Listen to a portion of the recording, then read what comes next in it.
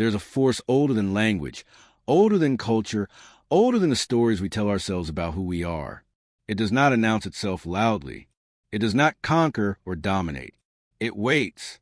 Carl Jung believed that this force lives deep within the human psyche, buried beneath centuries of repression, misunderstanding, and fear. He called it the feminine principle, not as a reference to gender, but as a fundamental energy of the soul. And it is this force that humanity has learned to fear, not because it is weak, but because it is powerful in ways the ego cannot control. The feminine force does not obey logic alone. It moves through intuition, emotion, imagination, depth, and mystery. It dissolves rigid boundaries. It invites dissent rather than conquest. It asks us to feel what we would rather avoid. And so, over time, it was pushed aside.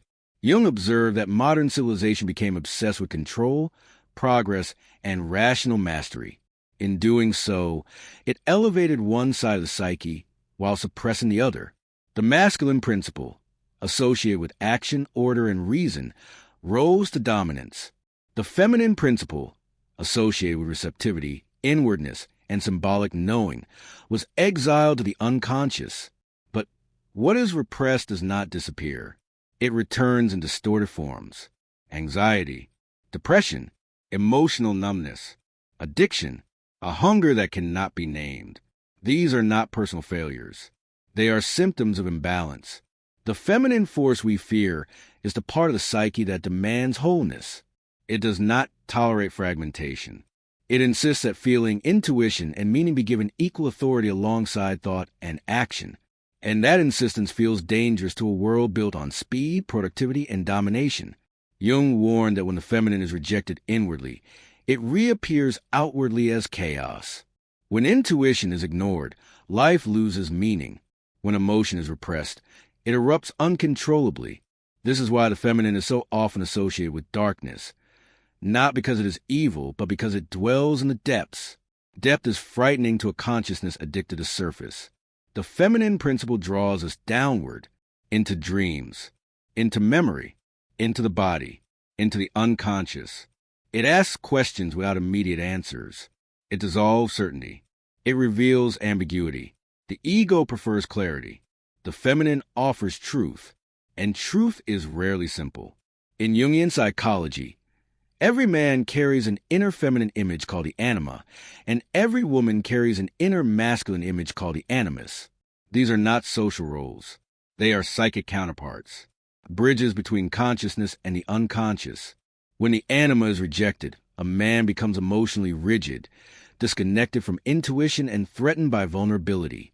When the animus is rejected, a woman may feel powerless, uncertain, or dependent on external authority. But the deeper issue is not individual. It is collective. A culture that fears the feminine produces individuals who are cut off from their own inner life. Jung believed that much of modern suffering stems from this split. We are taught to think, but not to feel deeply, to act, but not to listen inwardly, to conquer the world, but not to understand ourselves. The feminine force challenges this imbalance. It does not offer comfort. It offers integration. To encounter, it is to lose the illusion of total control. This is why the feminine has so often been demonized, romanticized, or trivialized, but rarely understood. When people fear the feminine, they fear being undone. They fear the collapse of carefully constructed identities. They fear confronting grief, longing, tenderness, and dependency.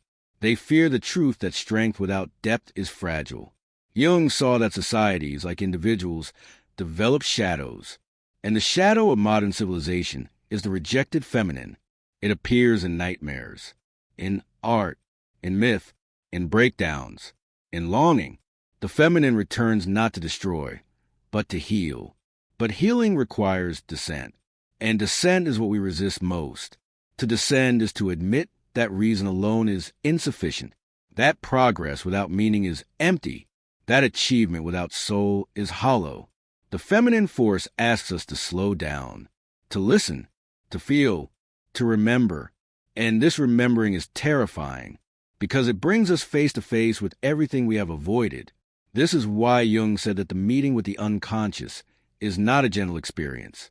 It is a confrontation, a reckoning, a a dismantling. The feminine force does not flatter the ego. It exposes it. It shows us where we are wounded, where we are split, where we are pretending. And yet, it is also the source of renewal. Every rebirth begins in darkness.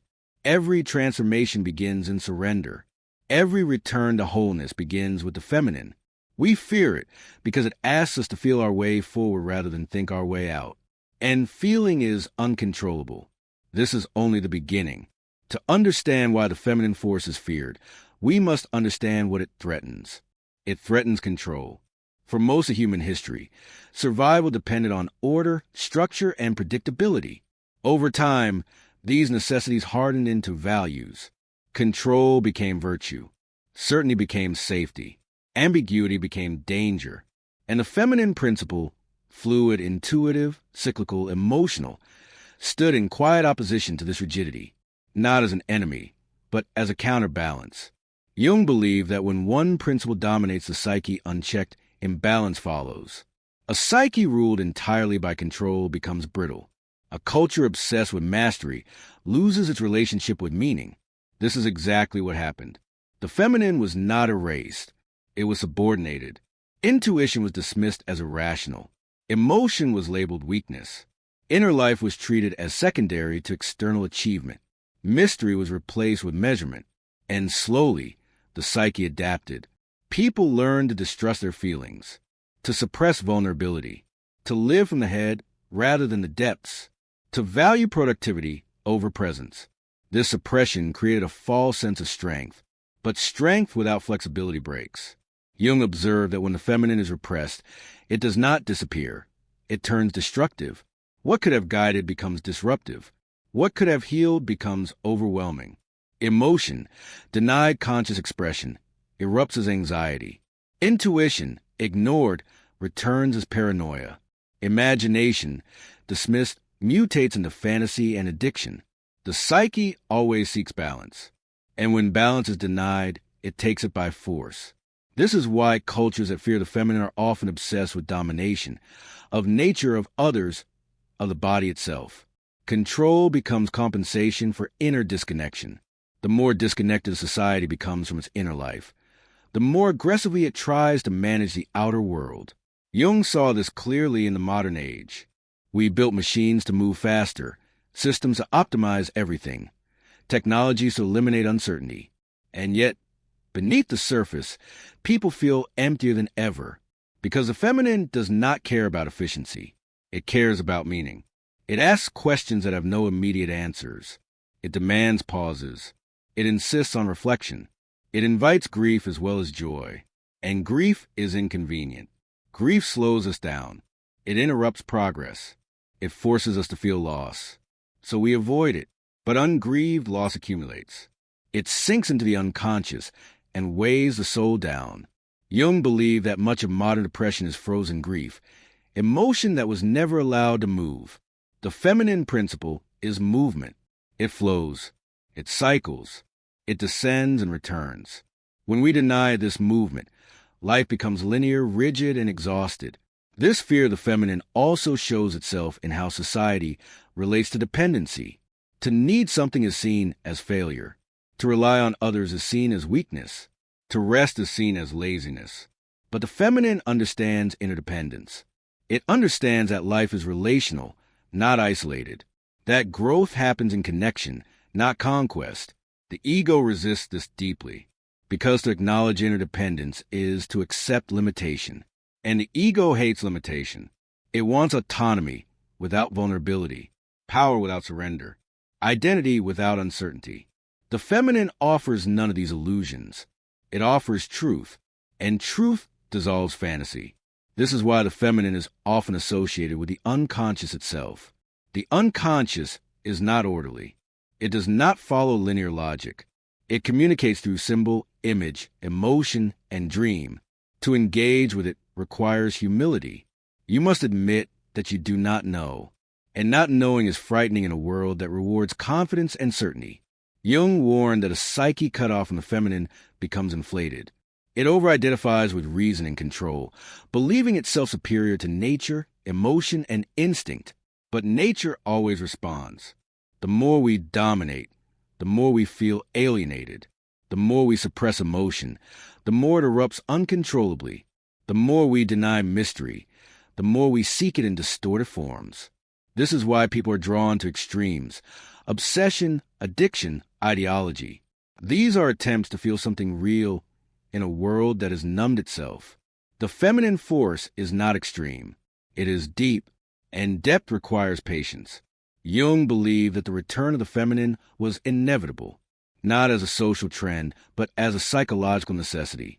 The psyche cannot survive indefinitely in imbalance. When the feminine returns consciously, it heals. When it returns unconsciously, it overwhelms. This is the choice humanity faces again and again: to integrate or to be overtaken. Integration does not mean abandoning reason. It means marrying reason to feeling, action to reflection, structure to intuition. It means allowing the feminine its rightful place, not beneath, not above, but alongside. But this requires courage, because integration dismantles identities built on control. It asks us to soften without collapsing, to feel without drowning, to listen without losing direction. And this is why the feminine force remains feared. It does not promise comfort. It promises wholeness. When people speak of the feminine with fear, they are rarely speaking of softness or care. They are speaking of something far more unsettling. They are speaking of the dark feminine. Jung understood that every archetypal force has two faces. There's a nurturing mother, and there is a devouring one. There's intuition that guides, and intuition that overwhelms. There is depth that heals, and depth that dissolves identity. The dark feminine is not evil. It is uncontrollable, and that is precisely why the ego fears it. The ego survives by boundaries, by definitions, by clear distinctions between self and other, right and wrong, order and chaos. The dark feminine dissolves these distinctions. It pulls consciousness downward into ambiguity, emotion, and paradox. It asks you to feel what you cannot yet understand, to stay present when certainty collapses, to remain open when identity dissolves. This is terrifying to a psyche that depends on control. The dark feminine appears in myths as the underworld, the ocean, the night, the forest, the witch, the siren, the abyss. These images are not warnings. They are invitations. Invitations to descend. Jung believed that all genuine transformation requires descent. There is no rebirth without death, no renewal without disintegration, no wholeness without confronting what has been rejected. The dark feminine governs this descent. She does not destroy for pleasure. She destroys what is false. The ego experiences this as annihilation. The soul experiences it as liberation.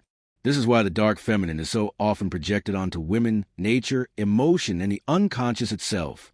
Anything that threatens ego control becomes labeled dangerous. But danger is not the same as destruction. Sometimes danger is the threshold of growth. Jung observed that many people avoid inner descent at all costs. They stay busy, productive, distracted. They keep moving forward, so they never have to look down. But what is avoided does not remain still. The unconscious grows restless. Symptoms emerge. Dreams become disturbing. Anxiety rises without clear cause. Meaning drains from life. These are signals. The psyche is calling for descent. The dark feminine appears not when life is comfortable, but when something essential has been ignored too long. She arrives during breakdowns, losses, depressions, and existential crises, not to punish, but to initiate. Initiation is never gentle. In ancient cultures, initiation rituals often involved isolation, fear, symbolic death, and surrender. The initiate was stripped of identity before being reborn into a deeper sense of self. Modern culture lacks these rituals, so the psyche creates its own. Breakdowns become initiations. Depression becomes a descent. Loss becomes a doorway. But without symbolic understanding, people panic. They medicate the descent. They label it pathology. They try to climb out too quickly. And in doing so, they miss the transformation. Jung warned that when descent is resisted, the dark feminine turns destructive. Emotion becomes overwhelming rather than informative. Intuition becomes paranoia rather than guidance. The unconscious floods consciousness instead of renewing it. This is why integration is essential. To integrate the dark feminine is not to drown in emotion, but to listen to it, not to abandon reason, but to soften it, not to surrender direction, but to allow depth. The dark feminine teaches patience. It teaches waiting. It teaches that not everything can be solved. Some things must be endured. This runs counter to the modern obsession with solutions. But some questions are not meant to be answered immediately. They are meant to reshape the one who asked them. Jung believed that the dark feminine is the guardian of inner truth. She strips away illusions. She dismantles personas. She exposes a gap between who we appear to be and who we actually are. This exposure feels like chaos. But chaos is only the absence of old order, not the absence of meaning. Within chaos, new patterns form. Within darkness, new vision emerges. Within surrender, new strength is born. Those who fear the dark feminine remain trapped in surface life.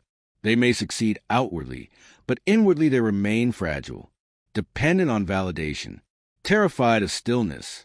Those who descend and return are changed. They carry gravity. They move more slowly. They listen more deeply. They no longer fear uncertainty in the same way. They have met something larger than the ego and survived. This is why the dark feminine is feared by systems built on control. She cannot be managed. She cannot be optimized. She cannot be dominated. She demands relationship, not mastery. And relationship requires vulnerability. To encounter the dark feminine is to accept that you are not in full control of your own becoming. Life is shaping you as much as you are shaping it. This realization humbles the ego, and humility is the doorway to wisdom. But the journey is not finished yet, because once the feminine is encountered within, it must be lived in the world, and that is where the real challenge begins. When the feminine is not integrated inwardly, it is inevitably projected outwardly. Jung saw this again and again in relationships. What people fear, repress, or idealize within themselves, they place onto another. Love becomes a stage upon which the unconscious performs its most powerful dramas. This is especially true of the feminine. When the inner feminine is rejected, she appears outside as fascination, obsession, idealization, or fear. She becomes a lover who promises wholeness, the muse who awakens longing, or the threat who destabilizes identity. But projection is not relationship. It is possession by image. In the beginning, projection feels intoxicating. The other seems magical, meaningful, alive in a way nothing else is.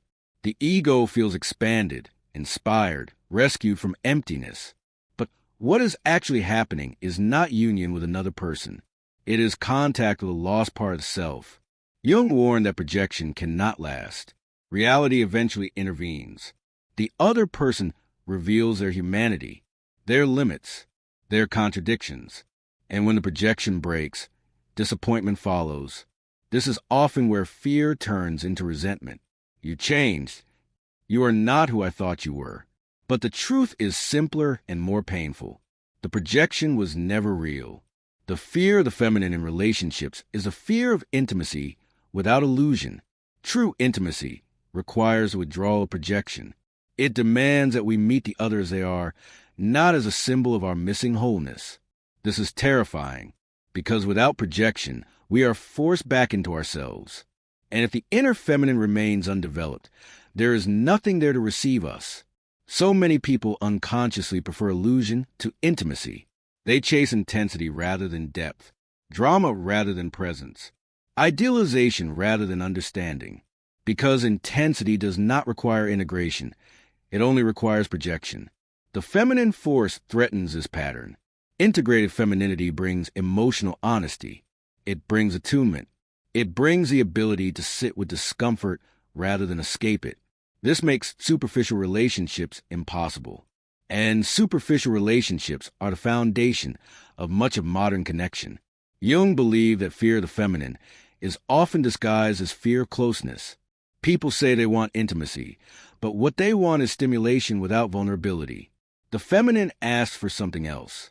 She asks for presence, for listening, for emotional exposure, for the willingness to be seen without armor. This dismantles power games. Many relationships are unconsciously organized around control. Who needs more? Who withdraws first? Who holds emotional leverage? These dynamics collapse in the presence of the integrated feminine, because the feminine does not compete. She relates, and relating requires equality. This is why the feminine force destabilizes dominance-based relationships. When feeling and intuition are honored, manipulation loses effectiveness. When emotional truth is welcomed, avoidance becomes visible. The ego resists this fiercely. It prefers roles to reality, scripts to spontaneity, control to communion. But love without the feminine becomes transactional, strategic, hollow. Jung saw that many people mistake excitement for connection and dependency for love. These confusions arise when the feminine is unconscious. The integrated feminine brings something quieter but far more enduring. Depth. Depth does not rush. Depth does not impress. Depth does not perform. Depth listens. And listening requires patience. This is why relationships that move toward depth often slow down. They lose intensity but gain meaning. They become less dramatic but more real. For some, this feels like loss. For others, it feels like coming home. The fear of the feminine is also the fear of emotional responsibility. To feel deeply is to be affected. To be affected is to be changed. The ego prefers autonomy without influence, but love requires influence. It reshapes us. Jung believed that mature love emerges only after the withdrawal of projection. When two individuals stand as separate, whole beings, capable of meeting without needing to consume or complete one another. This is not romantic fantasy. It is psychological adulthood, but it requires the integration of the feminine. Without it, relationships oscillate between fusion and distance, obsession and avoidance, idealization and devaluation. The feminine force steadies this movement. She introduces rhythm. She allows closeness and distance to coexist. She honors cycles rather than absolutes. This rhythm is uncomfortable for those addicted to control, because rhythm cannot be forced. It must be felt. This is why the feminine remains feared in love. She exposes where we manipulate instead of relate, where we hide instead of feel, where we demand instead of listen. But for those willing to integrate her, relationships become something else entirely, not escapes from the self, but expressions of it. And this changes everything. To integrate the feminine force is not to abandon strength. It is to redefine it. Jung believed that true strength is not the absence of vulnerability, but the capacity to remain present with it. The integrated psyche does not flee from feeling, nor does it drown in it. It listens, contains, and responds. This is the quiet power of the feminine. When the feminine is consciously integrated, life begins to change in subtle but profound ways. Decisions are no longer made purely through calculation, but through resonance. You begin to ask not only, does this make sense, but does this feel true? This question alters everything. You stop forcing paths that do not belong to you. You stop chasing ideals that drain you. You stop betraying your inner rhythm for external approval. The feminine restores rhythm. Jung understood that the psyche moves in cycles, not straight lines. Growth is not constant ascent. It includes pauses, regressions, seasons of darkness, and periods of stillness. When the feminine is rejected, these natural rhythms are pathologized. Rest becomes laziness. Sadness becomes failure. Uncertainty becomes weakness. But when the feminine is honored, these states become meaningful. Sadness becomes information. Stillness becomes gestation. Uncertainty becomes openness. The integrated feminine teaches us that not knowing is not emptiness. It is potential. This is deeply unsettling to a world that demands certainty at all times. But certainty often closes us to truth. It hardens us prematurely. The feminine keeps us permeable. Jung believed that wholeness emerges not when one side of the psyche dominates, but when opposites are held together: reason and emotion, action and reflection, structure and flow. This holding is not passive. It requires strength, to feel deeply without being overwhelmed, to listen inwardly without losing direction, to remain open without dissolving. This balance is rare, and it is why those who integrate the feminine often move differently through the world. They are less reactive, less performative, less driven by compulsion. They do not need constant affirmation because their authority is internal. They have learned to trust their inner signals. This trust is not naive. It is earned through dissent, through confusion, through confrontation with the unconscious. The feminine does not grant clarity without cost. She demands honesty. She demands that you feel what you have avoided, that you grieve what you have lost, that you acknowledge what you desire, and in doing so, she returns you to yourself. Jung believed that the ultimate goal of psychological development is not happiness, but wholeness. And wholeness includes darkness, vulnerability, dependency, and mystery. The feminine holds these aspects without judgment. She does not ask you to fix yourself before belonging. She asks you to belong to yourself first. This is the healing modern life lacks. We are taught to correct, improve, optimize, and transcend. Rarely are we taught to listen, receive, or feel. The feminine reintroduces these capacities. And when she is welcomed, something in the psyche relaxes, the constant striving eases, the inner war quiets. Life feels less like a problem to solve and more like a process to inhabit. This does not mean suffering disappears. It means suffering becomes meaningful. Loss becomes initiation. Confusion becomes transition. Fear becomes a signal rather than a verdict. Jung believed that the future of humanity depends on this integration. A world driven solely by domination and reason will eventually collapse under its own rigidity. A psyche cut off from its feminine depths becomes violent, empty, and disconnected. The return of the feminine is not a trend. It is a necessity, not as dominance over the masculine, but as balance. When the feminine and masculine are integrated within the individual, outer conflicts soften, relationships deepen, creativity returns, meaning reemerges. The world changes one psyche at a time, and it begins inward. The feminine force we fear is not our enemy. It is our missing half. It waits patiently beneath the noise, beneath the roles, beneath the defenses we have built to survive. It does not demand perfection. It asks only for attention, to listen, to feel, to descend when life calls you downward. In honoring the feminine, you do not lose yourself. You recover yourself. And in that recovery, something ancient awakens, a sense of belonging not to roles or systems, but to life itself. This is the gift of the feminine, and it has been waiting for you all along.